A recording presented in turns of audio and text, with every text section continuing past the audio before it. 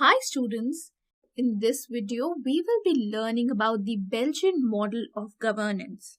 In the last video we learned that the population in Belgium was divided amongst the Dutch and the French, where the Dutch was in majority and the French were in minority, right?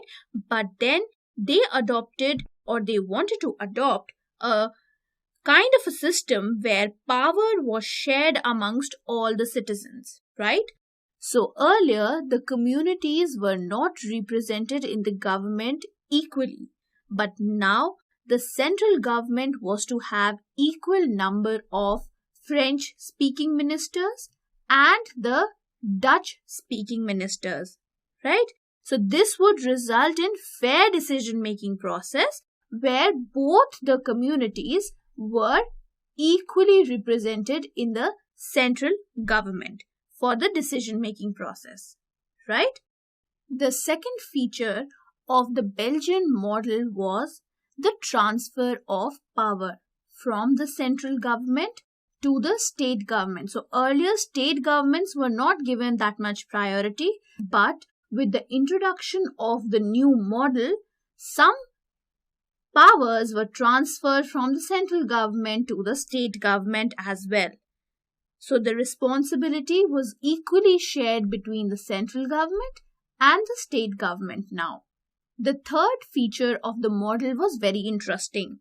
Well, we read about the uneven distribution of French-speaking and the Dutch-speaking community in Belgium, right?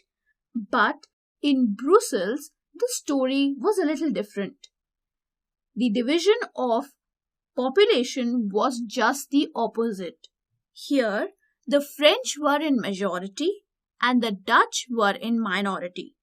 Thus, to have a fair division or fair say from both the communities, there was equal distribution that was given to the French community and the Dutch community, right?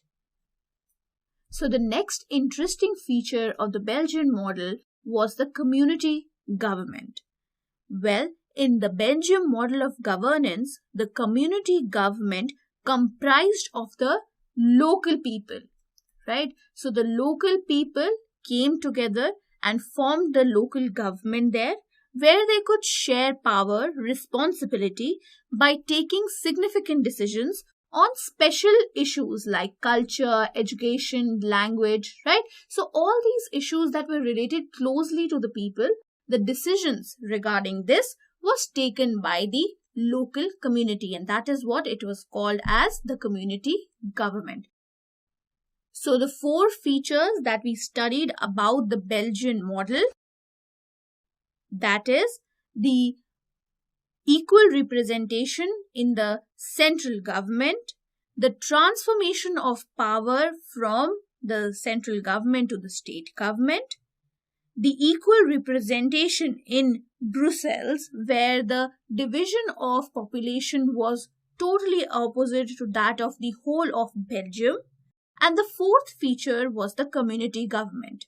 So these four features of the Belgian model actually helped in preventing a civil strife in Belgium, because all the communities were equally represented in the government. They were taking part in decision making. No community was dominating the other, and everybody or every individual was being heard in the society. So all of them were happy being a part of a model that was close to being truly democratic. So thank you for watching the video.